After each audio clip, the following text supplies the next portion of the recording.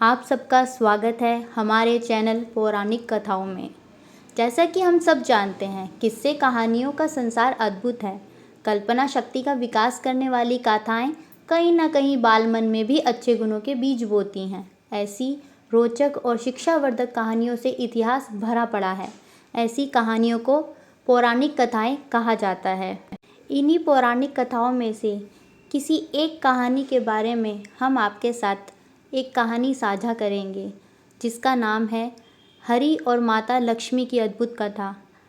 एक समय ऐसा भी था कि भगवान हरि, भगवान विष्णु माँ लक्ष्मी की वजह से रोए थे। चलिए हम इस कथा के जरिए ये जानते हैं कि ऐसा क्या हुआ था कि भगवान विष्णु को क्यों रोना पड़ा था। कहते हैं, जिस घर में भगवान विष्णु और माता लक्ष्मी की पूजा की जाती है, वहाँ सुख शांति का वास होता है। दाम्पत्य जीवन भी सुखमय होता है। लेकिन क्या आप जानते हैं कि एक बार ऐसा भी हुआ कि माता लक्ष्मी की वजह से भगवान विष्णु को रोना पड़ा। चलिए आज हम इसके बारे में जानते हैं। एक बार श्री हरि विष्णु धरती पर भ्रमण करने के लिए जा रहे थे। तभी देवी लक्ष्मी ने उनके साथ चलने की अनुमति मांगी। कई बार कहने पर भगवान विष्णु ने कहा कि चलो ठीक है, तुम भी मेरे साथ चलो, लेकिन उसके लिए तुम्हें एक शर्त माननी होगी। उन्होंने कहा कि धरती पर कैसी भी स्थिति आए, तुम्हें उत्तर दिशा में नहीं देखना है। देवी लक्ष्मी जी ने भी उनकी शर्त मान ली और वह उनके साथ चल देती हैं। जब भगवान विष्णु और माता लक्ष्मी धरती पर भ्रमण कर रहे थे, तभी माता लक्ष्मी की नज़र उत्तर दिशा की ओर पड़ी। उस तरफ इतनी हरियाली थी कि माँ लक्ष्मी अपने आप को रोक ही ना सकी और सामने दिख रहे बगीचे में चली गई। इसके बाद उन्होंने उस बाग से एक पुष्प तोड़ लिया और भगवान विष्णु के पास वापस आई। उन्हें देखते ही भगवान विष्णु रो पड़े। तभी माता लक्ष्मी को उनकी शर्त याद आई। तब भगवान विष्णु ने कहा कि बिना पूछे किसी से उसकी वस्तु को छूना अपराध है। माँ लक्ष्मी को अपनी गलती का एहसास हुआ और उन्होंने भगवान से क्षमा मांगी। लेकिन श्री हरि ने कहा, इस गलती की माफ़ी उस बगीचे के माली से ही मांगनी होगी। उन्होंने कहा कि अब उन्हें उस माली के घर में दासी बनकर रहना होगा। देवी लक्ष्मी ने उसी क्षण गरीब औरत का रूप धारण किया और सीधे उस माली के घर पहुंच गई। माली ने उनसे कभी खेत में काम करवाया, कभी बगीचे में, तो कभी घर में।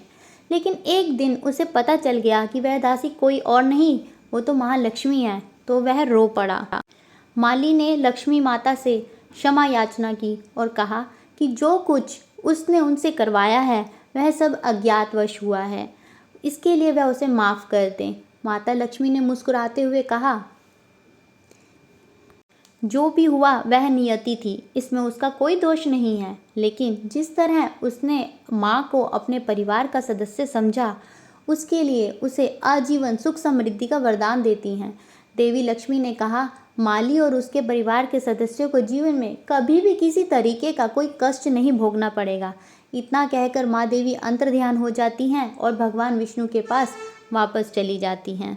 तो यह वो कहानी थी, वो कथा थी, वो पौराणिक कथा थी, जिसमें भगवान विष्णु और लक्ष्मी एक दिन धरती पर भ्रमण करने जाते हैं और माँ लक्ष्मी ने जो विष्णु के द्वारा दिया गया वचन पूरा नहीं किया, उसकी वजह से भगवान विष्णु को रोना पड़ता है।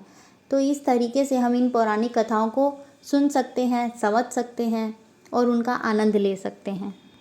मुझे सुनने के लिए आप सब लोगों का बहुत बहुत धन्यवाद। मैं चाहूँगी कि आप इस चैनल को सब्सक्राइब करें, वीडियो को लाइक करें, ताकि आप लोगों तक और ऐसी बहुत सारी अच्छी अच्छी पौराणिक कथाएं आप तक मैं पहुंचा सकूं और आप एक तथ्य को जान सकें। हो सकता है कि हम बहुत सारे लोग इन चीज़ों के बारे में जानते हों, लेकिन बहुत लोग ऐसे भी होंगे जो इसके बारे में नहीं जानते होंगे।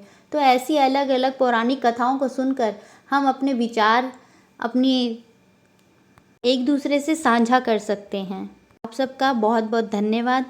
जब तक मैं वापस आऊँगी तब तक आप सब अपना ध्यान रखिएगा, कुशल मंगल रहिएगा, भगवान की पूजा करते रहिएगा।